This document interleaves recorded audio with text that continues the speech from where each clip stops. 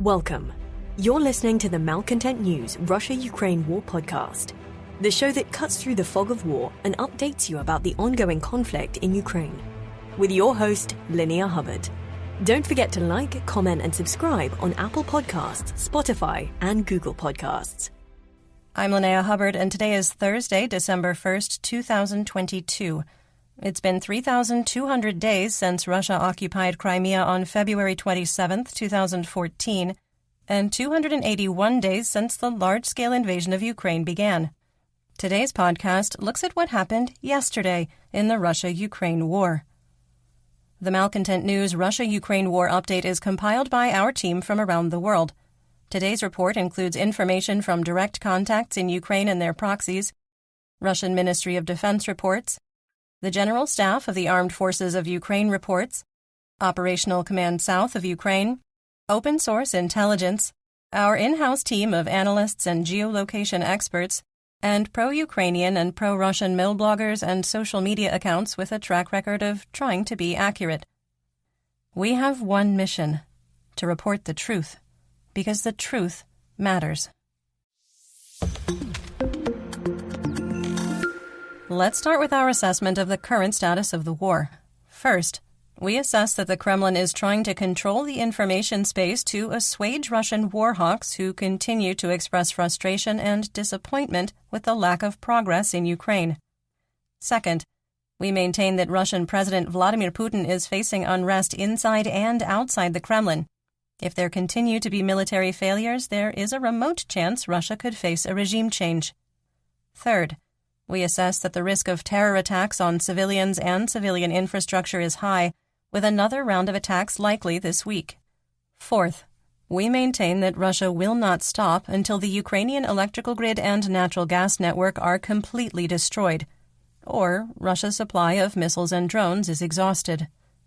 Fifth, we maintain that the risk of a nuclear accident caused by the de-energization of Ukrainian nuclear power plants as a result of Russian electrical infrastructure destruction is possible. Sixth, we maintain that Russia is conducting stealth mobilization and may be preparing for the second wave of partial mobilization in January 2023. Seventh, we assess that the slowdown in combat operations on multiple axes will end in the next 10 to 25 days, with winter weather conditions starting to sweep across Ukraine. Eighth, we maintain that neither belligerent will institute a winter pause. Ninth, we maintain that President Putin's inner circle is actively targeting Russian Minister of Defense Sergei Shoigu for dismissal and replacement due to continued military failures in Ukraine. 10th, we maintain that the Russian military within Ukraine is combat ineffective and can only mount effective defensive operations. 11th, we maintain that the private military company Wagner Group is spread too thin due to its expanding role in the Donetsk Oblast and the revelation of crippling battlefield losses. 12th, we maintain that Ukraine holds the battlefield initiative, forcing Russian troops to remain in a defensive posture. And finally, we maintain that the threat of Russian forces in Belarus crossing into Ukraine has diminished, but remains a possibility in the next 40 to 70 days. Let's get some regional updates, starting with Kherson and Zaporizhia. There was mutual shelling by both belligerents across the Dnipro, with a continued reduction in activity. Russian forces conducted 18 fire missions on the Free Ukraine territories west of the Dnipro River, targeting civilians and civilian infrastructure. That's a 15% reduction from yesterday. 4 civilians were injured during the continued attacks. A strike in the evening hours caused electricity and water service to fail in the parts of the city of Kherson where it had been restored. This is the second time in a week that Russian forces have targeted electrical infrastructure in Kherson. The exiled mayor of Oleshki, Yevhen Ryschuk, reported that Russian forces committed an extrajudicial execution of a family, killing both parents and seriously wounding their adult son. The wounded person was taken away by Russian forces. The General Staff of the Armed Forces of Ukraine, or GSAFU, reported that Russian troops are withdrawing from Oleshki and Holapristan and moving to prepared defenses in the tree line along the P-57 highway ground line of communication, called a GLOC, that's a supply line. There have been reports of Russian troops abandoning both settlements that have not been accurate. Due to tighter Russian operational security, a lack of Russian state media coverage, and, to be frank, a lack of Chechen forces with cell phones, there really isn't any supporting information.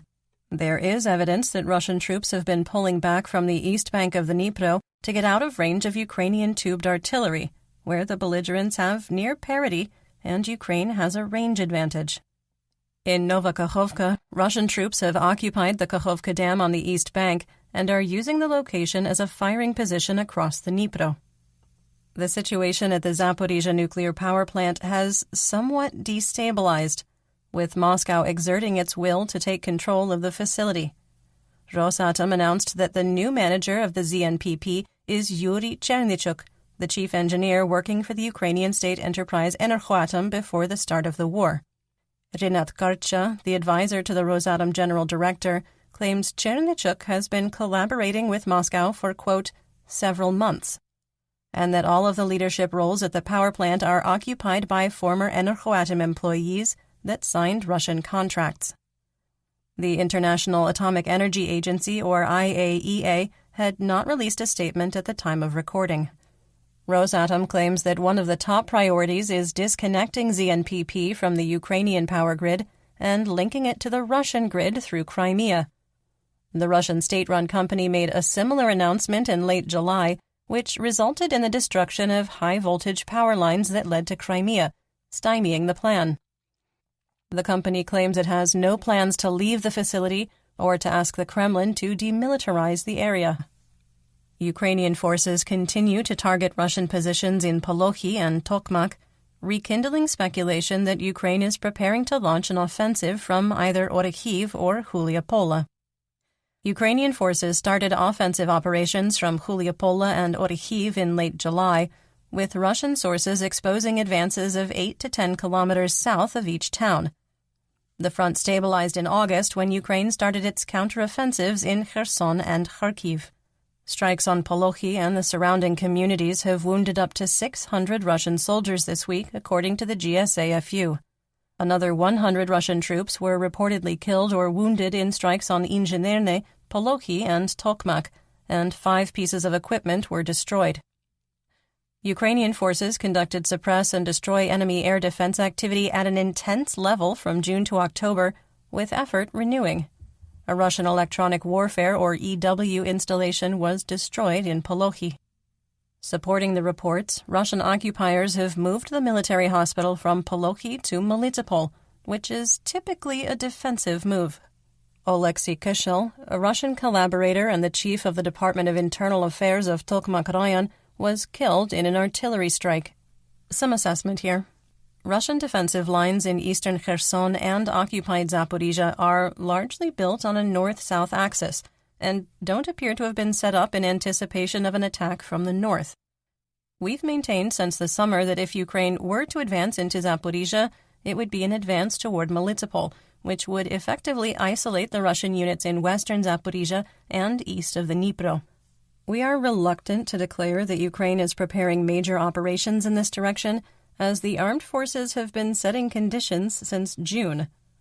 Over the summer, the suppress and destroy enemy air defense work was likely to provide an air dominance environment in western Kherson by eliminating threats east of the Dnipro. Ukrainian forces have avoided attacking the so-called obvious choice throughout the war, instead electing to bypass strongholds. The terrain of eastern Kherson and southern Zaporizhzhia favors Russia. If we consider the terrain, an advance down the Mokryali River along the Donetsk-Zaporizhzhia administrative border would appear to be a preferred Ukrainian route. The challenge with an assault in that direction is it does not provide a clear strategic goal, but it does bypass many strongholds after an initial punch through Russian lines near Velika Novosilka. It would cut off Russian GLOCs across Zaporizhzhia from Donetsk. There was sporadic artillery and tank fire from the Zaporizhzhia-Donetsk administrative border to Huliapola to Orikhiv to Mali Sherbaki. Now to the Donbas region, starting with southwest Donetsk. There was a sharp increase in fighting across the axis in southwest Donetsk, with Russian forces unable to make territorial gains. The front has largely become frozen, with several villages and towns becoming no man's land, where the line of conflict moves 500 to 1,500 meters a day in either direction. The Russian Ministry of Defense, or MOD, claimed that Ukrainian forces attempted to advance on Novodonetsk and were unsuccessful. There are 2 Novodonetskis in the Donetsk Oblast, and the one in the report is southeast of Velika Novosilka. No other sources reported fighting in the area. There are rumors that Russian forces are building strength and reserve south of Vuhledar, a supply and transit node the DNR has been trying to capture since 2014. We will not speculate on unconfirmed reports. The Russian MOD also reported continued fighting east of Novomikhailivka. No other source reported fighting in the area, but positional fighting is likely ongoing. Every source we track reported continued fighting in Marinka, with Russian sources claiming that the center of the city is being shelled and that no progress has been made by the 1st Army Corps and the Russian troops supporting them. Mercenaries with Wargonzo reported continued fighting east of Krasnohorivka, which they described as, quote, intense. South of Avdiivka, fighting continued south and east of the Ukrainian firebase in Nevelske, on the outskirts of Pervomaiske from the E50 ring road on the Pisky border.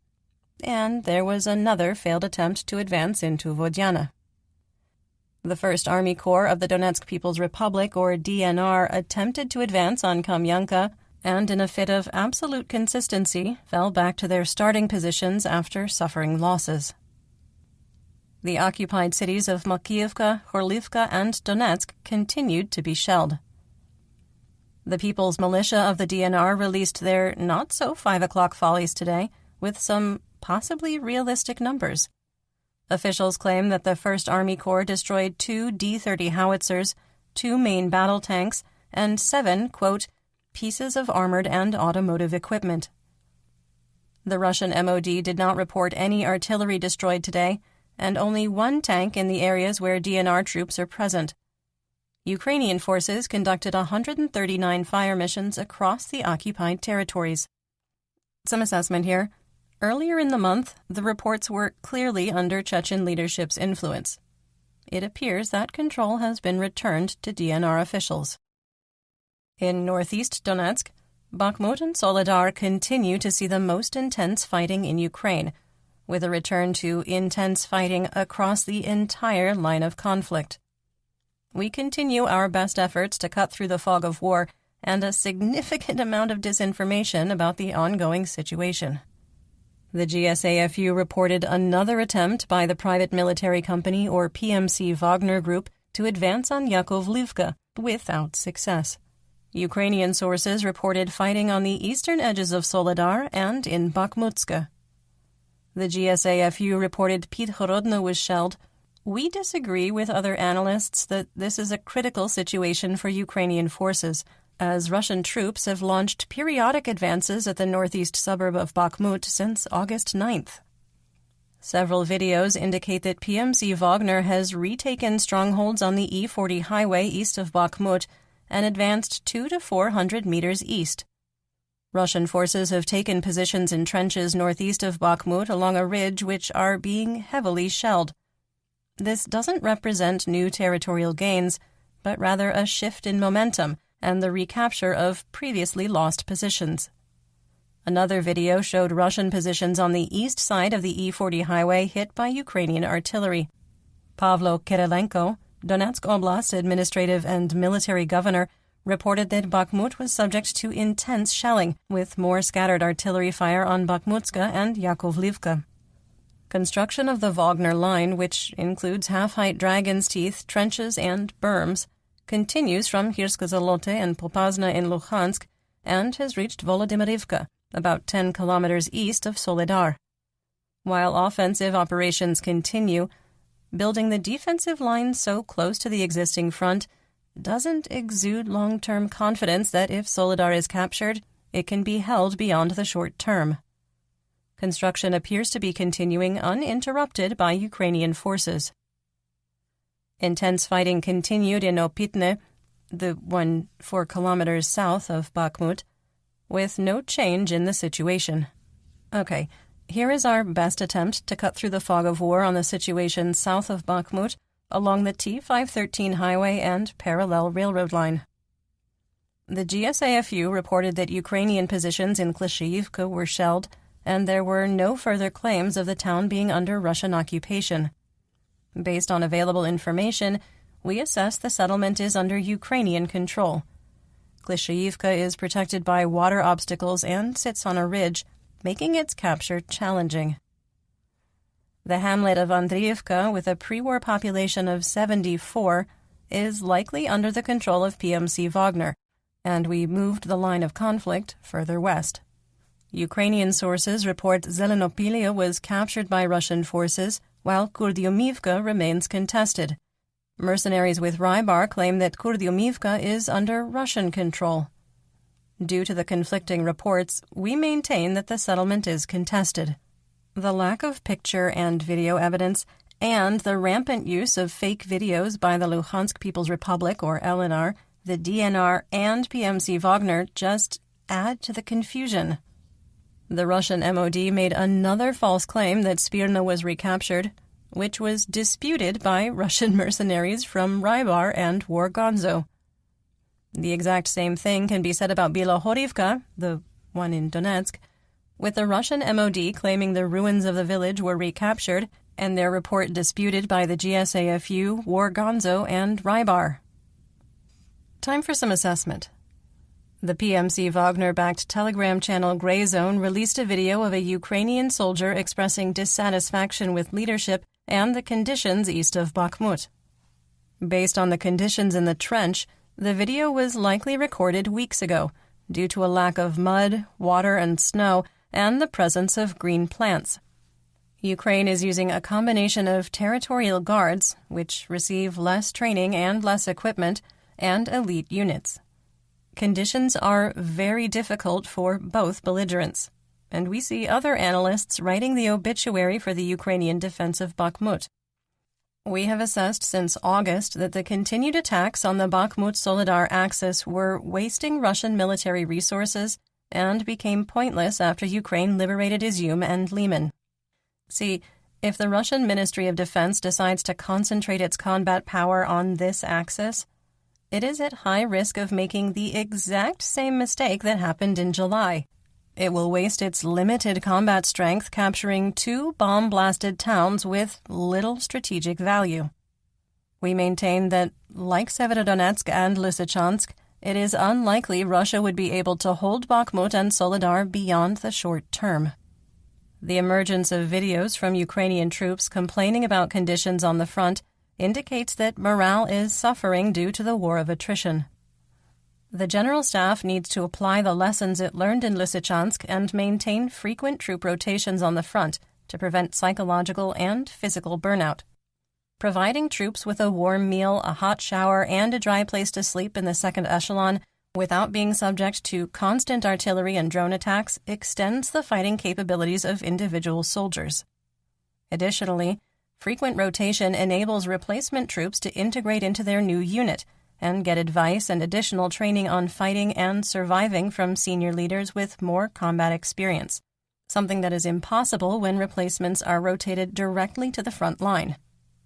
The collapse of the defense of Lysychansk in early July was attributed to not actively rotating frontline troops enough, resulting in a collapse of morale. We also believe that holding Bakhmut and Soledar for the next 14 to 21 days is critical for Ukraine, with winter weather and sub-freezing temperatures ready to sweep the nation next week. Russian forces and their proxies have less access to rear areas in a second echelon that can provide critical infrastructure to maintain morale in cold weather. By the end of the week, winter weather will become a fifth column working against the Russian siege. Moving on to Luhansk, along the Kharkiv-Luhansk administrative border, fighting continued in Novoselivske and Kuzemivka. Ukrainian troops remain unable to advance further on the P7 highway G-lock towards Svatova. Russian troops made another attempt to recapture Stelmakhivka, which was unsuccessful. The Russian MOD continues to report fighting in Ploshanka, and the GSAFU reported Ukrainian positions were shelled in the town. Multiple Russian sources reported continued fighting southwest of Chervonopopivka, and the GSAFU reported that Ukrainian positions within the town were shelled. While Wargonzo did not expressly state that Ukrainian forces had entered the settlement, they described the situation as, quote, tense, and did not claim that the Ukrainian attack was unsuccessful. The Russian MOD reported that Ukrainian forces attempted to advance on Zhitlivka, southeast of Chervonopopivka and 3 kilometers northwest of Kremina. Positional fighting continued east of Bilohorivka, the one in Luhansk, with no change in the situation. Leonid Pesechnik, the self-declared leader of the LNR, claimed that Popasna would be partially rebuilt because restoring the train station is critical for Russian Gilaks in the region. Popasna was on the Minsk II border, suffered sporadic attacks since 2014, and was under siege from March 1st to May 12th. In the process of capturing the town of 20,000, Colonel General Alexander Lapin employed a scorched earth policy, with Russian artillery units firing as many as 20,000 shells and rockets per day as they advanced on Severodonetsk and Kyrgyzstan. The siege left the town uninhabitable, with only 200 residents remaining when the Russian flag was hoisted over the administrative building. The vital railroad connections have been unusable since, and no effort has been made to restore the infrastructure. Construction on the Wagner line continues around Svatova unabated and without apparent interference from Ukrainian forces. You're listening to the Malcontent News Russia-Ukraine War Podcast. Our team of journalists, researchers, and analysts is funded by readers, listeners, and viewers just like you. To support independent journalism, please consider becoming a patron. You can find us on patreon.com/Malcontent News. In the Chernihiv, Kharkiv, and Sumy region, Ole Sinyubov, Kharkiv Oblast administrative and military governor, reported that Kupiansk is under almost constant shelling and rocket attacks, with Russian forces targeting civilians, civilian infrastructure, and Ukrainian positions. A metro station was struck during the evening while it was unoccupied, resulting in no injuries. Dmytro Zhivitsky, Sumy Oblast administrative and military governor, reported that the hromadas of Bilopilia, Seredina Buda, Krasnopilia, and Esmen were attacked by Russian forces from across the international border. In Bilopilia, a hospital was targeted, causing significant damage and killing a 15-year-old as he tried to run to a shelter. 4 hospital departments were damaged or destroyed, and the roof of the building was compromised. In Esmen, Russian forces fired 20 120mm mortar rounds, striking 9 homes and a kindergarten. There were no injuries reported.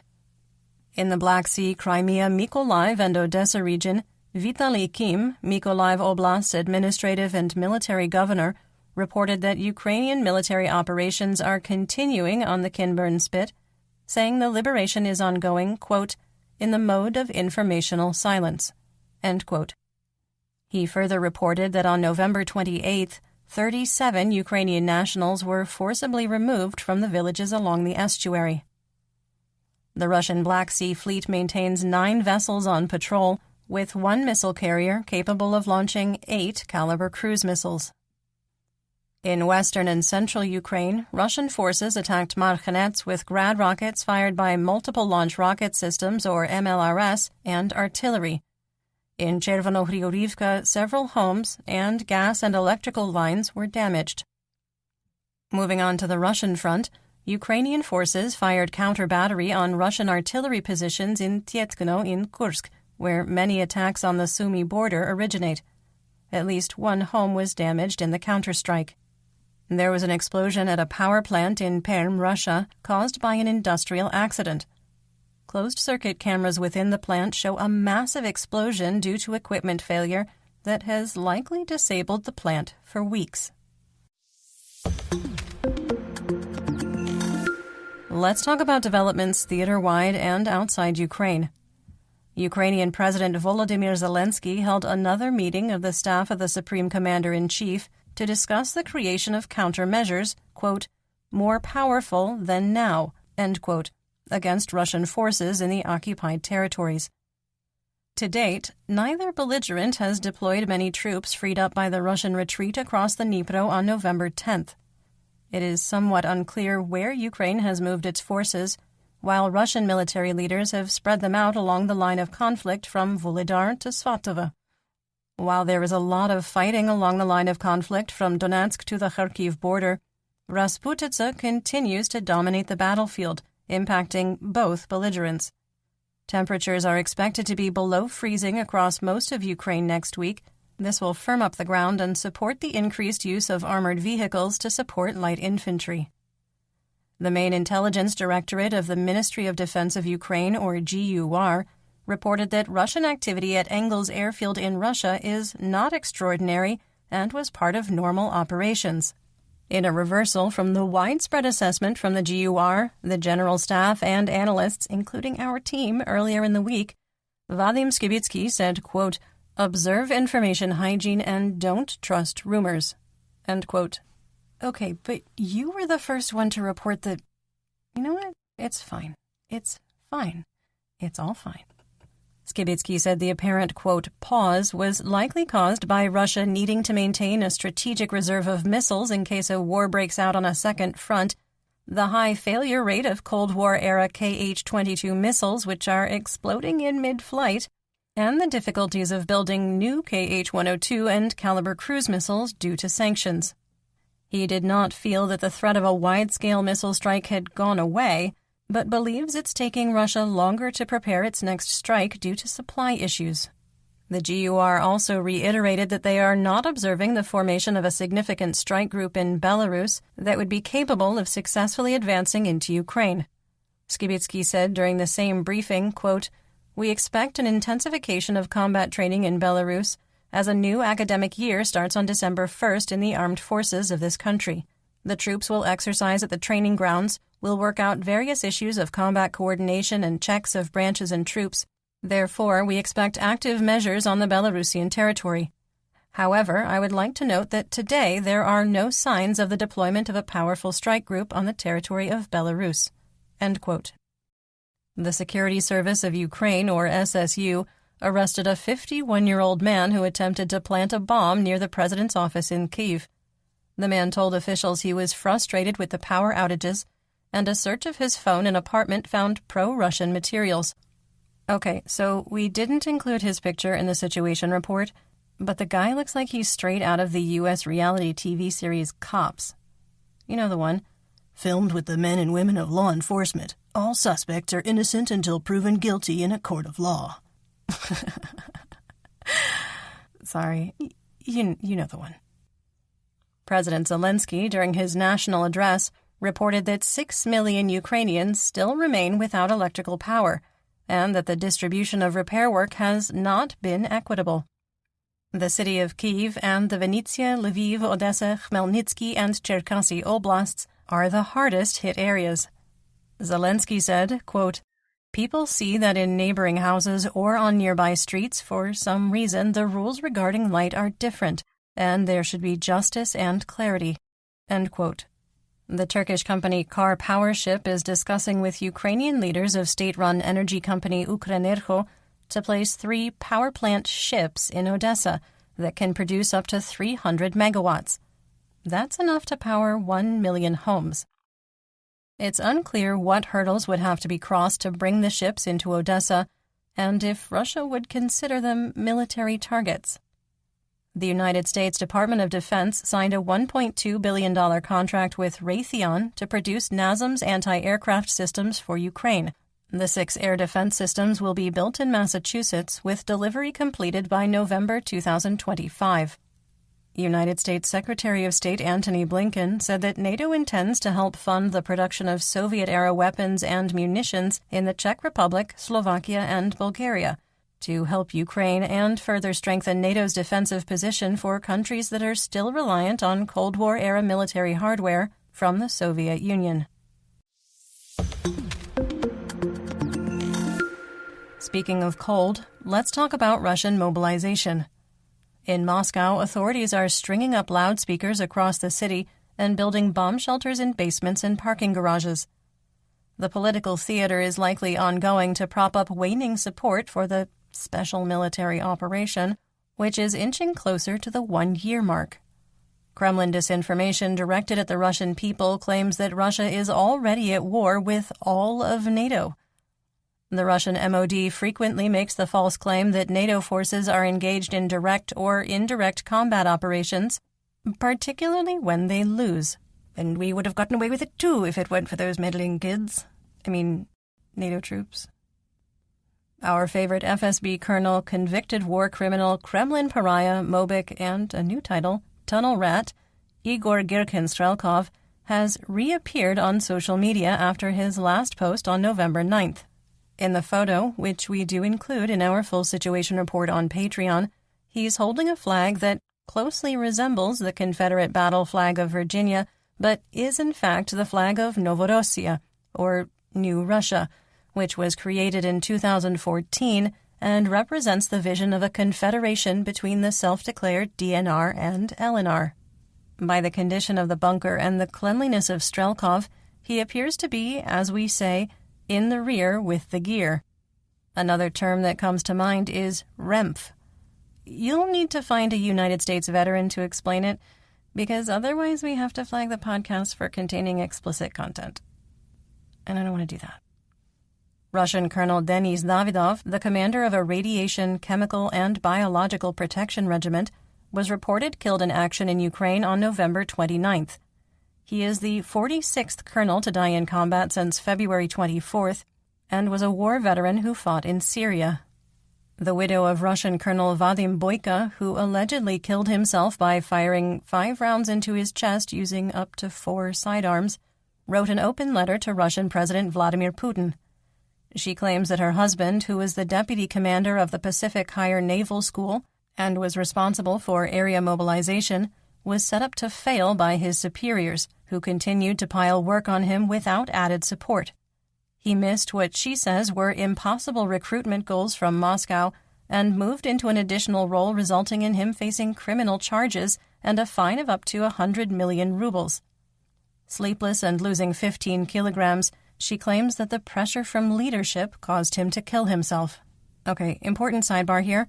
Suicide is a sensitive topic, and its discussion can trigger deep and disturbing feelings. If you are having suicidal thoughts or you're despondent, there is help available. In the United States, call 988 or 800-273-8255, or you can text 741-741. Veterans can text 838-255. In Canada, call 833-456-4566 or text 45645. Texting is available from 4 p.m. to midnight Eastern Daylight Time. In the United Kingdom, 0800-689-6852 or 999. In Ireland, free phone 116123 for Ireland and Northern Ireland, or for Ireland only, text 50808. In Australia, call 13 11 14 or 000, or text 0477 13 11 14. In New Zealand, call 0508 828 865 or 111. Self-declared and acting leader of the LNR Pasechnik announced he was rescinding restrictions on the movement of citizens of the LNR across the Russian border. Despite his claims that mobilization is over, multiple reports state men are still being removed from the streets after ID checks, and there are continuing recruitment goals across occupied Luhansk. Russian Minister of Defense Sergei Shoigu has declared mission accomplished for partial mobilization, declaring that 300,000 Mobiks were trained in 2 months at 100 locations, and 8,000 crews for tanks, infantry fighting vehicles, artillery, air defense, and drone operations were created. PMC Wagner channels have mocked the announcement and called out the Kremlin for inadequately equipping the mobilized while polishing Yevgeny Prigozhin's rising star. In a staged interview, Prigozhin was asked why his company Wagner Group hasn't experienced the same equipment shortages the Russian MOD has suffered. He responded, quote, "Thank you very much for your concern. But the Wagner Group today has everything you need. The Wagner Group software works flawlessly. As for quadricopters, helmets, walkie-talkies, unloadings, other military ammunition, and technical bells and whistles, I will recommend you help the militias and volunteers of those units that need it." End quote.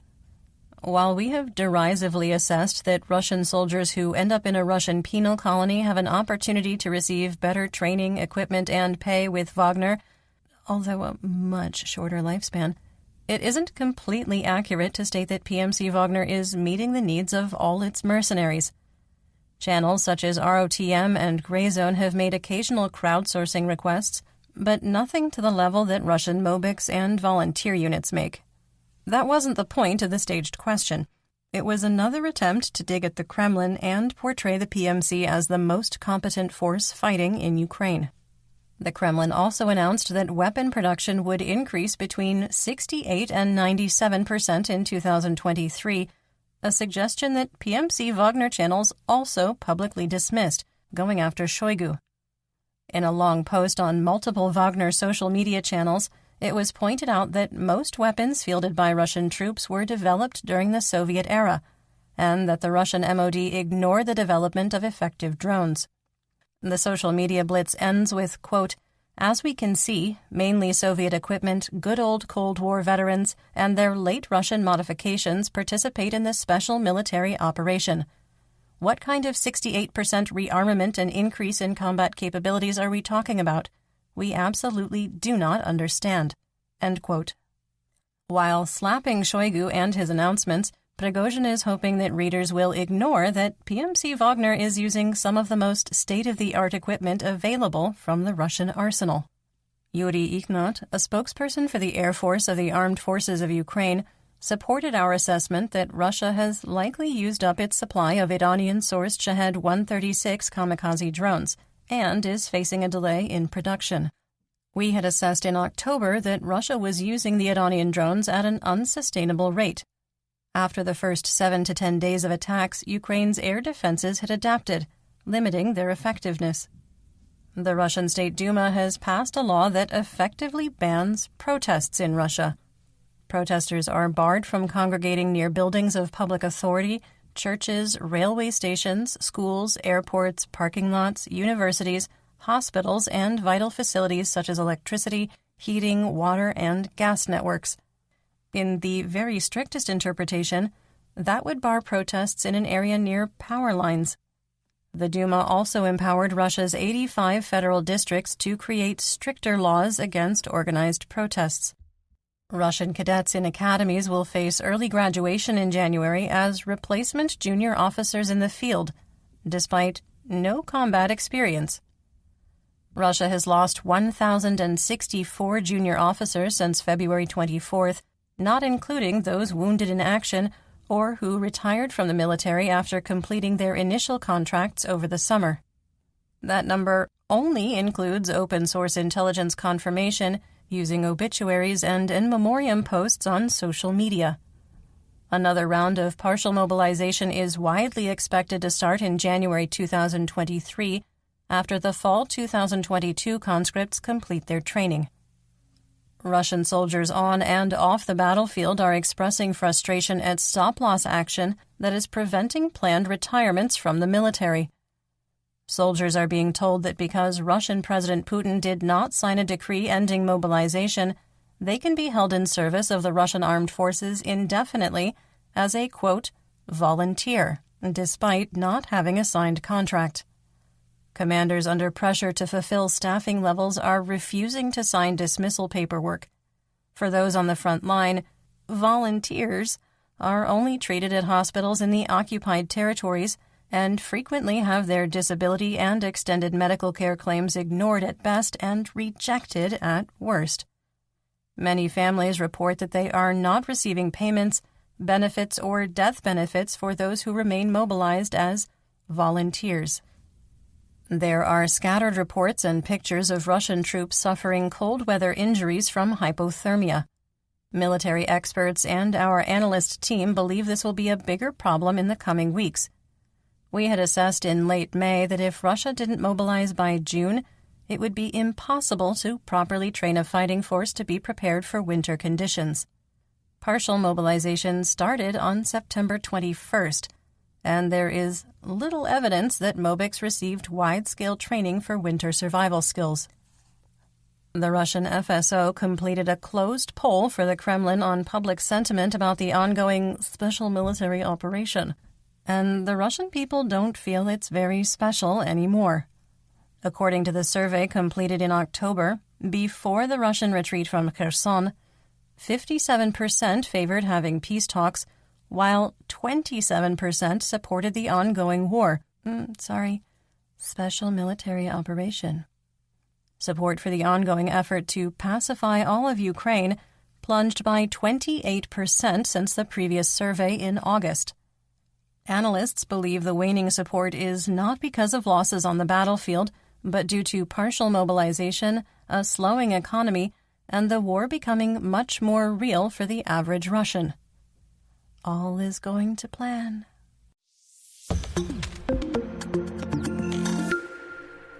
Good news, there were no significant developments in war crimes and human rights today.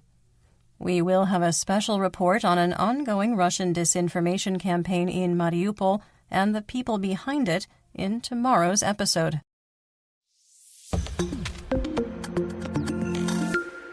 Moving on to geopolitical news, we have a quick errors and omissions.